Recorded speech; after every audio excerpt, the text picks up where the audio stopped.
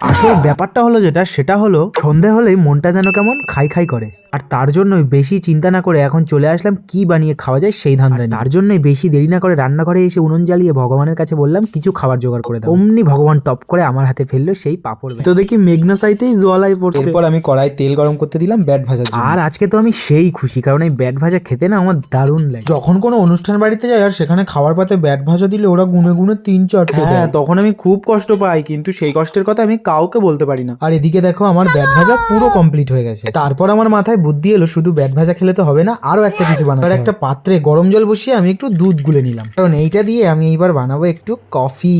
তো মোটামুটি একটু চিনি দিয়ে আমি দুধটাকে ভালো করে ফুটিয়ে কায়দা মতো করে একটু নেড়ে তারপর দিয়ে দিলাম কফি পাউডার। শীতের সময় কিন্তু গরম গরম কফি খেতে দারুণ লাগে। আর আমার মতো তোমাদেরও কার কার সন্ধে হলে এরকম মনটা খাই খাই করে অবশ্যই কমেন্টে জানিও। এদিকে আমি পাঁপড় আর কফিটা নিয়ে খাটের উপর বসে পড়েছি, এবার আমি জমিয়ে খাবো। পাঁপড়গুলো যা আওয়াজ দিচ্ছিল না, মনটাই পুরো শান্তি। তো চলো টাটা, আমি আমার খাওয়া দাওয়া কমপ্লিট করে নিই। সবাই ভালো থেকো, সুস্থ থেকো।